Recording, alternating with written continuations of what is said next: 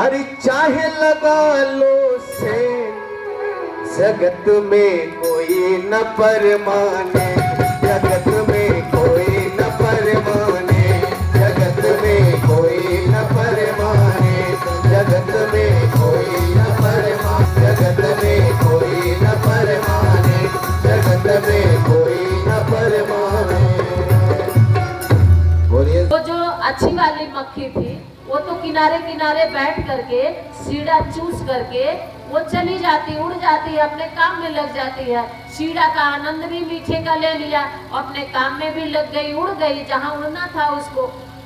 और दूसरी मक्खी वहीं आती है तो वो कढ़ाई के किनारे किनारे सीढ़ा नहीं चूसती, इतनी लोभी है, इतनी लालची है कि वो सोचती है कि कितना सीढ़ा चूस ले। वो थोड़े में उसको संतोष नहीं होता है।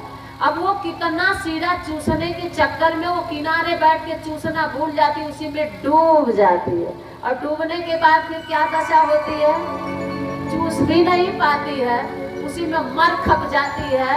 और वो दो एक चीज और होता है, वो तो मरी खप जाती है लेकिन वो सीढ़ा फिर किसी के लायक भी गल जाती है। उसमें कहीं पंख टूट गया, कहीं उसका पाँव में कितने कीटाणु होते हैं उसके।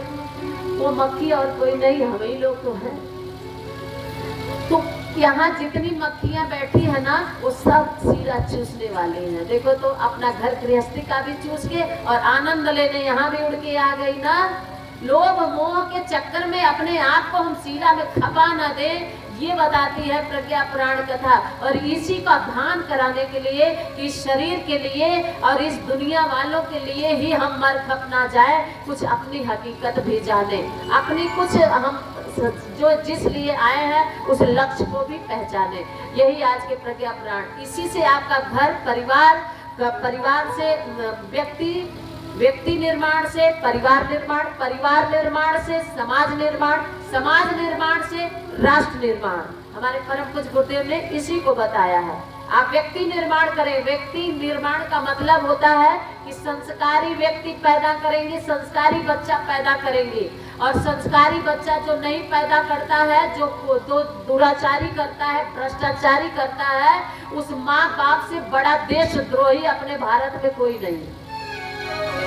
आज जो आप लोग को संस्कार करने के लिए बताया जा रहा ना कि बच्चों को संस्कार कराइए, पुंसवन संस्कार कराइए, पुंसवन संस्कार कराएंगे तो बच्चा पेट में ही संस्कारी बनेगा और बाहर आएगा तो वो पूरे देश को संस्कार से अपने सिंचित करेगा। लेकिन आज बच्चे उदंड हो रहे हैं, उसमें बच्चों की कोई गलती नहीं, बच्चों की माँ और पिता की गलती है, क्योंकि वो उन्हें उदंड बना के पैदा ही कर रहे हैं, पेट में से ही उदंड बना रहे हैं।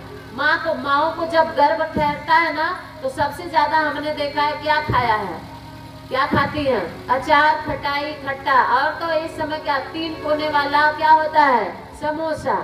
और बच्चा को, जब वो बच्चा अंदर बिना स्किन का होता है, जब आप खटाई, तीखा, कड़वा, समोसे, कचौड़े, पकौड़े खाते हो तो उसके बिना स्किन वाले शरीर पे लगता है। और जब लगता है तो बच्चा छनछनाता है, तो छनछनाता है, उसकी आत्मा दुखती है, उसको कष्ट होता है। तो कष्ट होता है तो वही अंदर से कहता है खा ले समोसे, मिर्चे, आऊंगा बाहर तो पूरा हिसाब किताब। तो जब पुंसवन संस्कार कराओगे दीदी लोगों तो बताएंगे कि ये खाना है, दलिया खाना है, सात्विक भोजन खाना है, ताकि बच्चा बाहर आएगा तो ज्यादा नमक खाएंगे, ज्यादा मसाला खाएंगे तो क्रोधी होगा। और आज के बच्चे वैसे हो ही रहे हैं, क्रोधी हो रहे हैं, तिकोने हो रहे हैं। माँ बाप बुलाएंगे इधर तो वो जाएगा उधर। क्यों? क्योंकि संस्कार नहीं दे पा रहे। प्रज्ञा पुराण आज आपको पूरे परिवार को इसीलिए बुलाया है कि आपके बच्चों को वो संस्कार, और यहाँ संस्कार के लिए आप लोगों को प्रेरित किया जा रहा है। जो माँ कहते हैं ना कि जननी जने तो भक्त जन, याद आता या सूर।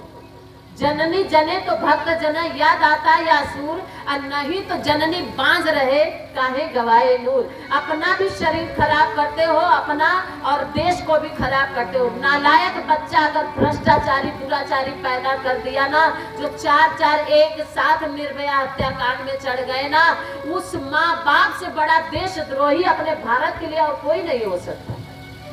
इसलिए गुरुदेव ने कहा व्यक्ति का निर्माण करो। और व्यक्ति का निर्माण बाहर आके बच्चा का नहीं कर पाओगे, जो आप अंदर कर लोगे वो बाहर नहीं कर पाओगे।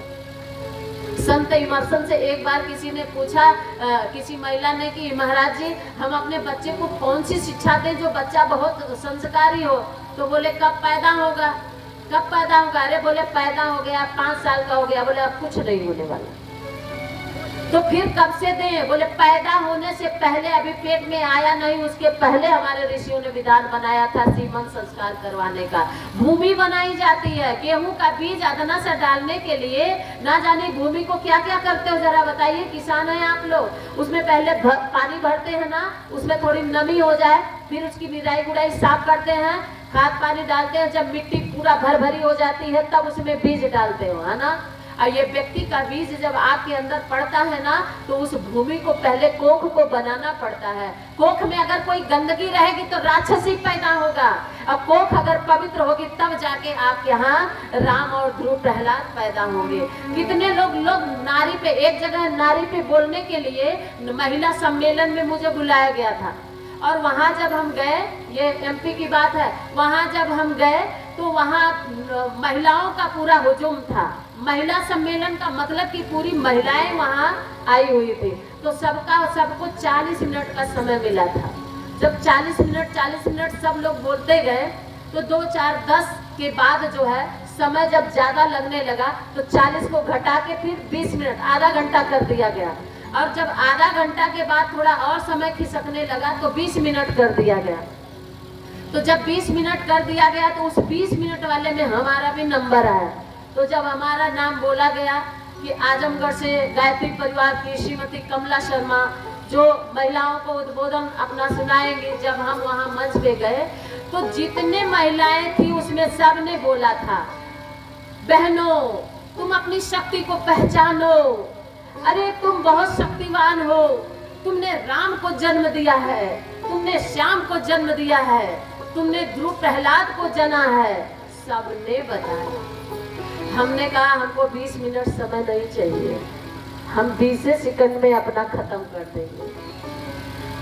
और जब हम गए तो हमने कहा, किसी ने कहा कि किसी ने राम के, बहनों बहुत बहुत धन्यवाद आप लोगों का, आप ही हो जो राम की महतारी हो, आप ही कौशल्या हो, आप ही राम को जन्म देने वाली हो। बिल्कुल सत्य है, बस एक बात बता दीजिए कि राम को आपने जना, कृष्ण को आपने जना, रावण और कंस को भाइयों ने जना है क्या? पुरुष ने जना है? कौन जना?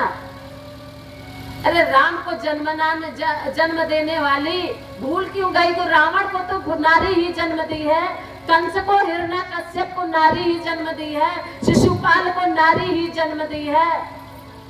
जब कुंती जैसे लोग हैं तो 100 पुत्रों को जो धरती के भार है, गंधारी जैसे भी तो देवरानी जेठानी है। तो कुंती अगर तुम हो तो गंधारी का कोई पुरुष थोड़ी है। गंधारी ने वही 100 को जन्म दिया, लेकिन शिक्षा नहीं दी, संस्कार नहीं दी।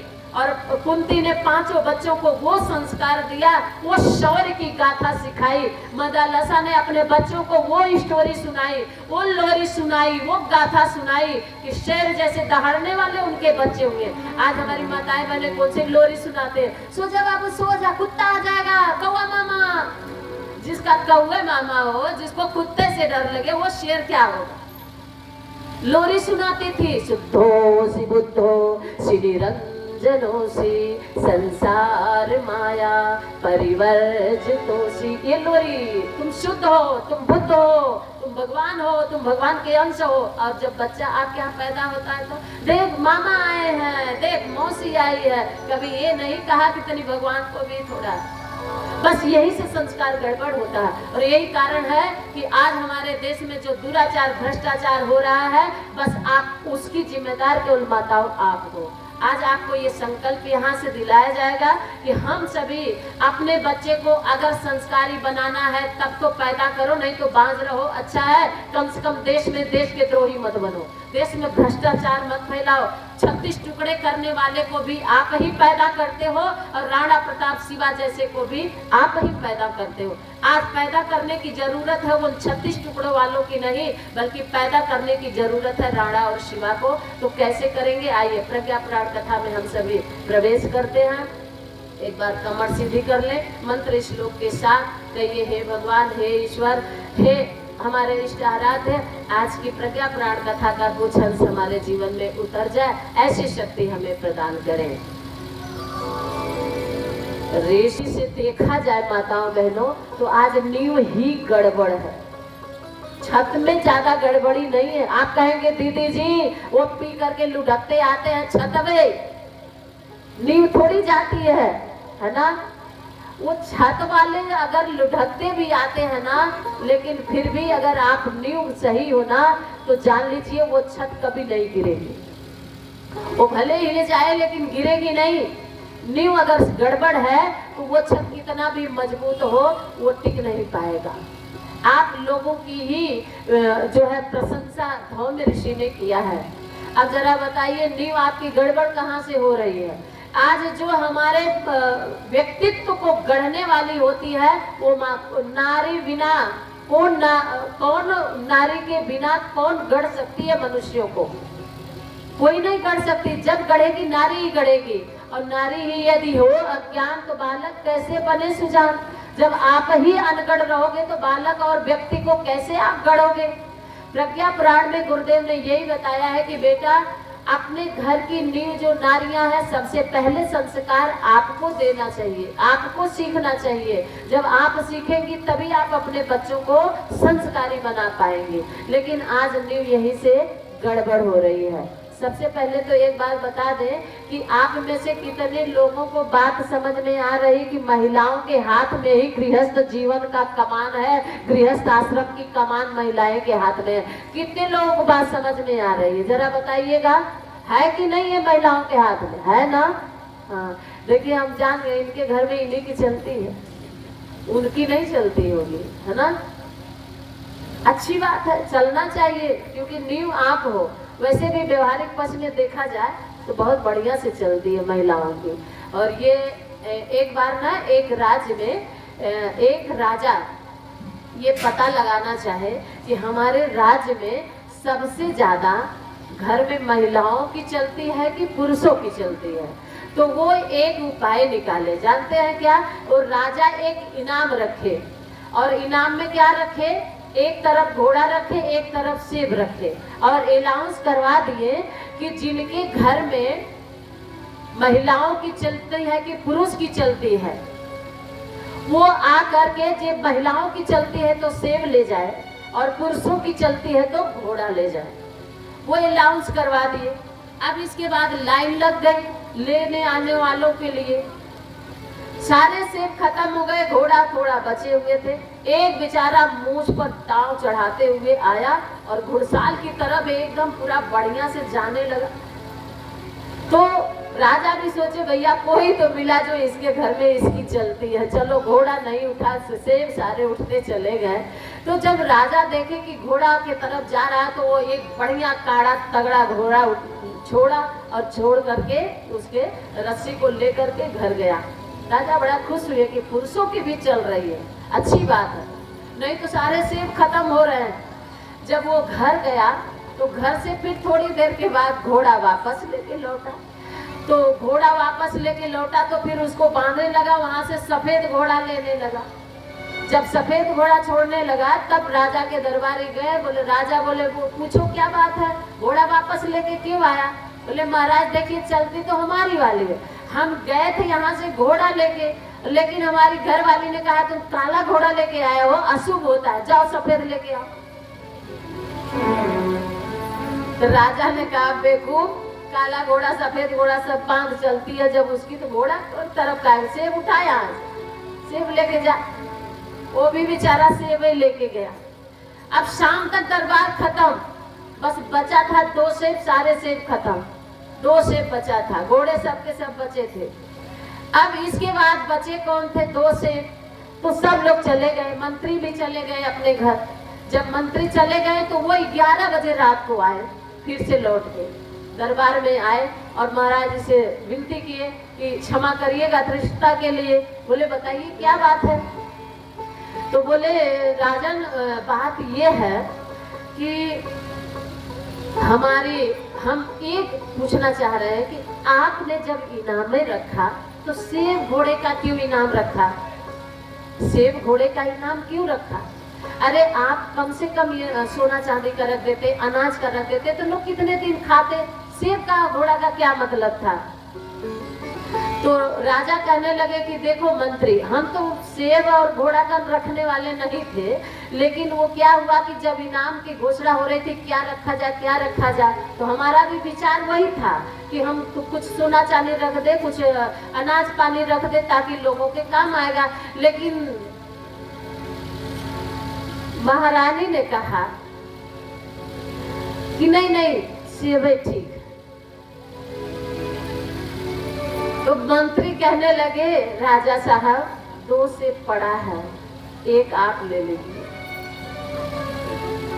महारानी के कहने पे राजा की नहीं चली, रानी के कहने पे सेब रखा गया। राजा की चली होती तो उनके मन में था कि सोना चांदी रखा जाए। बोले 1 सेब प्रभु आपके लिए, थाम लिए राजा। इसके बाद मंत्री जाने लगे तो राजा बोले रुक रुक रुक, ये बता तुम इतनी रात को ये बात पूछने क्यों आए हो? ये तो तुम सुबह आते दरबार में तो पूछ सकते थे ना। तो मंत्री कहने लगे प्रभु क्या बताएं, हम सुबह में ही आने वाले थे। बड़े समझदार हैं आप लोग। बोले हम तो सुबह ही में आए होते, लेकिन क्या करें, घर वाली कहे कि नहीं ये तनिए टाइम जाओ। तो राजा बोले मंत्री 1 सेब बचा है, उठाओ और लेके जाओ। तो बहनों आप ही की चलती है, कमान आप ही के हाथ में, और इसलिए ऋषि ने आप ही को नींव बनाया। बस अपनी नींव को संभाल लीजिए, सब कुछ आप ही का है। आप अपनी नींव को संभाल लीजिए। अगर वो आज एक नारा हम लोग लगाते हैं,